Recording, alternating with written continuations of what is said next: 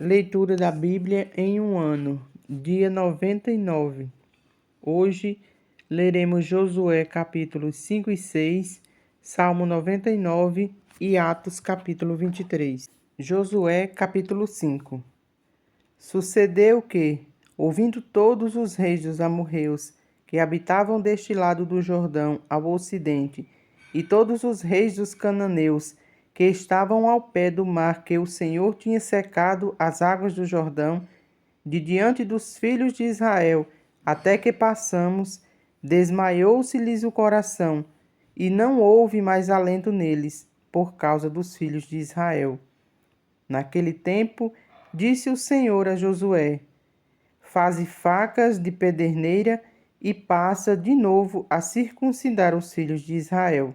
Então Josué fez para si facas de pederneira e circuncidou os filhos de Israel em Gibeate Aralote. Foi esta a razão por que Josué os circuncidou. Todo o povo que tinha saído do Egito, os homens, todos os homens de guerra, eram já mortos no deserto pelo caminho, porque todo o povo que saíra estava circuncidado.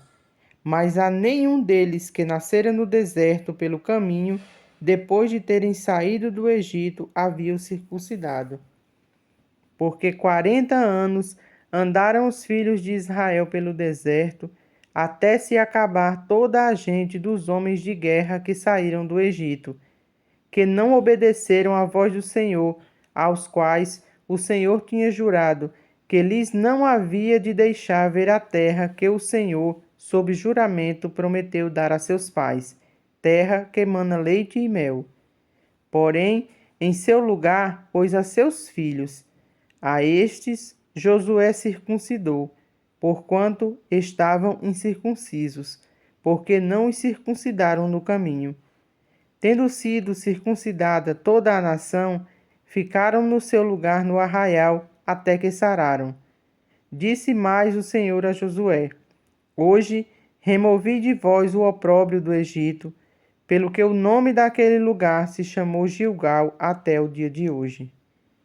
Estando, pois, os filhos de Israel acampados em Gilgal, celebraram a Páscoa no dia 14 do mês, à tarde, nas campinas de Jericó.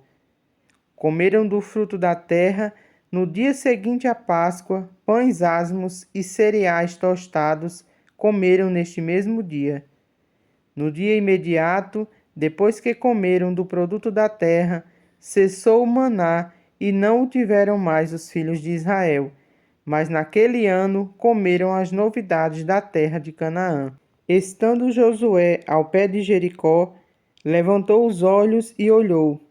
Eis que se achava em pé diante dele um homem que trazia na mão uma espada nua. Chegou-se Josué a ele e disse-lhe: és tu dos nossos ou dos nossos adversários? Respondeu ele: não, sou príncipe do exército do Senhor e acabo de chegar. Então Josué se prostrou com o rosto em terra e o adorou, e disse-lhe: que diz meu senhor ao seu servo?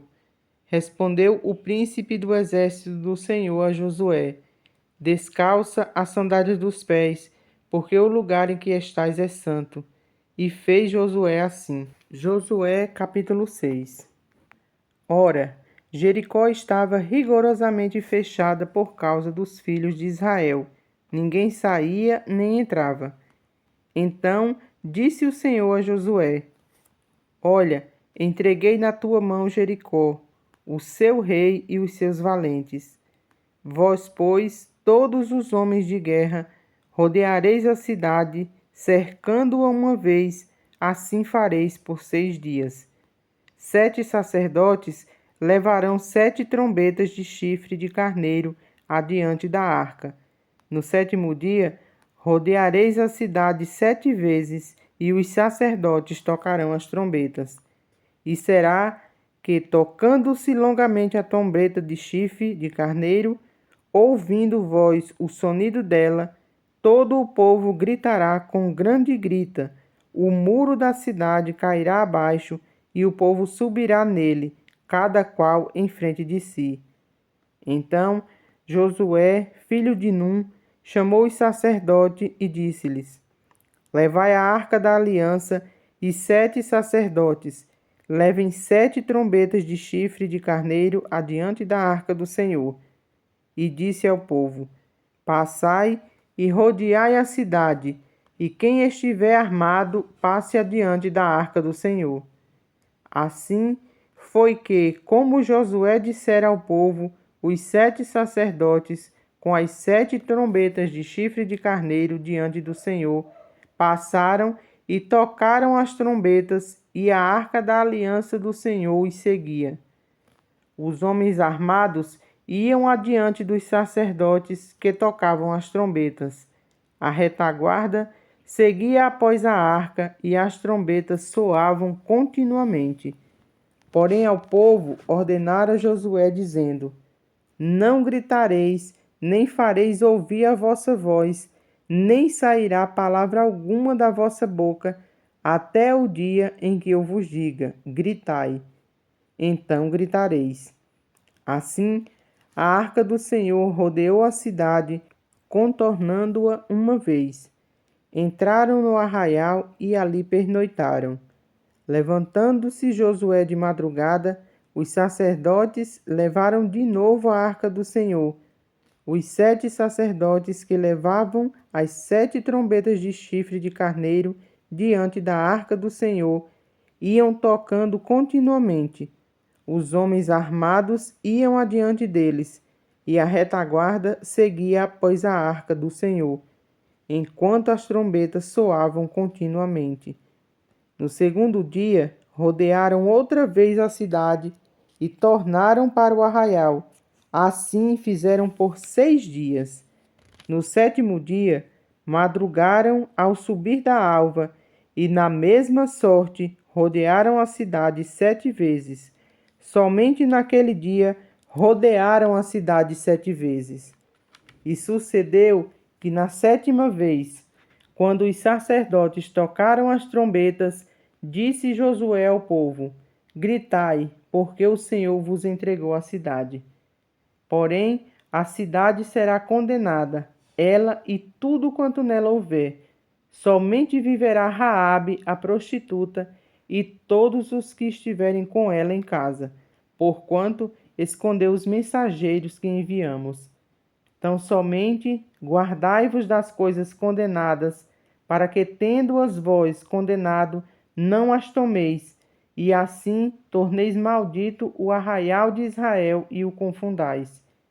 Porém, toda prata e ouro e utensílios de bronze e de ferro são consagrados ao Senhor e irão para o seu tesouro. Gritou, pois, o povo, e os sacerdotes tocaram as trombetas. Tendo ouvido o povo o sonido da trombeta e levantando grande grito, ruíram as muralhas e o povo subiu à cidade, cada qual em frente de si, e a tomaram. Tudo quanto na cidade havia destruíram totalmente a fio de espada, tanto homens como mulheres, tanto meninos como velhos, também bois, ovelhas e jumentos. Então disse Josué aos 2 homens que espiaram a terra: Entrai na casa da mulher prostituta e tirai-a de lá com tudo quanto tiver, como lhe jurastes. Então entraram os jovens, os espias, e tiraram Raabe e seu pai, e a sua mãe, e seus irmãos, e tudo quanto tinha. Tiraram também toda a parentela e os acamparam fora do arraial de Israel. Porém, a cidade e tudo quanto havia nela queimaram-no, tão somente a prata, o ouro e os utensílios de bronze e de ferro deram para o tesouro da casa do Senhor. Mas Josué conservou com vida a prostituta Raabe e a casa de seu pai e tudo quanto tinha, e habitou no meio de Israel até o dia de hoje, porquanto esconderam os mensageiros de Josué enviara a espiar Jericó. Naquele tempo, Josué fez o povo jurar e dizer: Maldito diante do Senhor seja o homem que se levantar e reedificar esta cidade de Jericó. Com a perda do seu primogênito, lhe porás os fundamentos, e à custa do mais novo as portas. Assim era o Senhor com Josué, e corria a sua fama por toda a terra. Salmo 99. A santidade de Deus. Reina o Senhor, trema os povos. Ele está entronizado acima dos querubins. Abale-se a terra. O Senhor é grande em Sião e sobremodo elevado acima de todos os povos. Celebrem eles o teu nome, grande e tremendo, porque és santo. És Rei poderoso, que ama a justiça. Tu firmas a equidade, executas o juízo e a justiça de Jacó. Exaltai ao Senhor nosso Deus e prostrai-vos ante o escabelo dos seus pés, porque ele é santo. Moisés e Arão entre os seus sacerdotes e Samuel entre os que lhe invocam o nome, clamavam ao Senhor e ele os ouvia. Falava-lhes na coluna de nuvem, eles guardavam os seus mandamentos e a lei que lhes tinha dado. Tu lhes respondestes, ó Senhor nosso Deus. Fostes para eles Deus perdoador, ainda que tomando vingança dos seus feitos. Exaltai ao Senhor nosso Deus e prostrai-vos ante o seu santo monte, porque santo é o Senhor nosso Deus. Atos capítulo 23. Fitando Paulo os olhos no sinédrio, disse: Varões irmãos, tenho andado diante de Deus com toda a boa consciência até o dia de hoje. Mas o sumo sacerdote Ananias mandou aos que estavam perto dele que lhe batessem na boca. Então lhe disse Paulo: Deus há de ferir-te, parede branqueada. Tu estás aí sentado para julgar-me segundo a lei, e contra a lei mandas agredir-me? Os que estavam ao seu lado disseram: Estás injuriando o sumo sacerdote de Deus? Respondeu Paulo: Não sabia, irmãos, que ele é sumo sacerdote, porque está escrito: Não falarás mal de uma autoridade do teu povo. Sabendo Paulo que uma parte do sinédrio se compunha de saduceus e outra de fariseus, exclamou: Varões irmãos, eu sou fariseu, filho de fariseus. No tocante à esperança e à ressurreição dos mortos, sou julgado. Ditas essas palavras, levantou-se grande dissensão entre os fariseus e saduceus, e a multidão se dividiu. Pois os saduceus declaravam não haver ressurreição, nem anjo, nem espírito, ao passo que os fariseus admitem todas essas coisas. Houve, pois, grande vozeria, e levantando-se alguns escribas da parte dos fariseus, contendiam, dizendo: Não achamos neste homem mal algum. E será que algum espírito ou anjo lhe tenha falado? Tomando vulto a celeuma, temendo o comandante que fosse Paulo espedaçado por eles, mandou descer a guarda para que o retirassem dali e o levassem para a fortaleza. Na noite seguinte, o Senhor, pondo-se ao lado dele, disse: Coragem, pois do modo com que me deste testemunho ao meu respeito em Jerusalém, assim importa que também o faças em Roma. Quando amanheceu, os judeus se reuniram e, sobre anátema, juraram que haviam de comer nem beber enquanto não matassem Paulo. Eram mais de 40 os que entraram nessa conspirata. Estes, indo ter com os principais sacerdotes e os anciãos, disseram: Juramos, sobre pena de anátema, não comer coisa alguma enquanto não matarmos Paulo. Agora, pois, notificai ao comandante juntamente com o sinédrio, que vô-lo apresente como se estivesseis para investigar mais acuradamente a sua causa. E nós, antes que ele chegue, estaremos prontos para assassiná-lo. Mas o filho da irmã de Paulo, tendo ouvido a trama, entrou na fortaleza e tudo avisou a Paulo. Então, este, chamando um dos centuriões, disse: Leva este rapaz ao comandante, porque tem alguma coisa a comunicar-lhe. Tomando-o, pois, levou-o ao comandante, dizendo: O preso Paulo, chamando-me, pediu que me trouxesse à tua presença este rapaz, porque tem algo que dizer-te. Tomou pela mão o comandante e, pondo-se à parte, perguntou-lhe: Que tens a comunicar-me? Respondeu ele: Os judeus decidiram rogar-te que amanhã apresentes Paulo ao sinédrio, como se houvessem de inquirir mais acuradamente a teu respeito.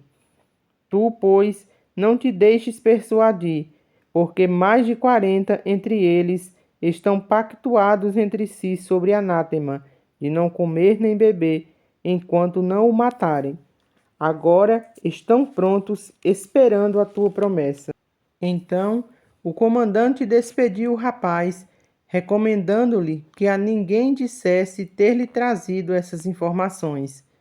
Chamando 2 centuriões, ordenou: Tende de prontidão, desde a hora 3ª da noite, 200 soldados, 70 de cavalaria e 200 lanceiros para irem até Cesareia.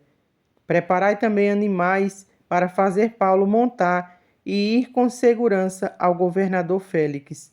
E o comandante escreveu uma carta nestes termos: Cláudio Lísias ao excelentíssimo governador Félix, saúde. Este homem foi preso pelos judeus e estava prestes a ser morto por eles, quando eu, sobrevindo com a guarda, o livrei por saber que ele é romano. Querendo certificar-me do motivo por que o acusavam, filho descer ao sinédrio deles. Verifiquei ser ele acusado de coisas referente à lei que os rege, nada, porém, que justificasse morte ou mesmo prisão. Sendo eu informado de que ia haver uma cilada contra o homem, tratei de enviá-lo a ti sem demora, intimando também os acusadores a irem dizer na tua presença o que há contra ele. Saúde. Os soldados, pois, conforme lhes foi ordenado, tomaram Paulo e durante a noite o conduziram até Antipátride. No dia seguinte, voltaram para a fortaleza, tendo deixado aos de cavalaria o irem com ele, os quais, chegando a Cesareia, entregaram a carta ao governador e também lhe apresentaram Paulo. Lida a carta, perguntou o governador de que província ele era, e quando soube que era da Cilícia, disse: Ouvir-te-ei quando chegarem os teus acusadores. E mandou que ele fosse detido no pretório de Herodes.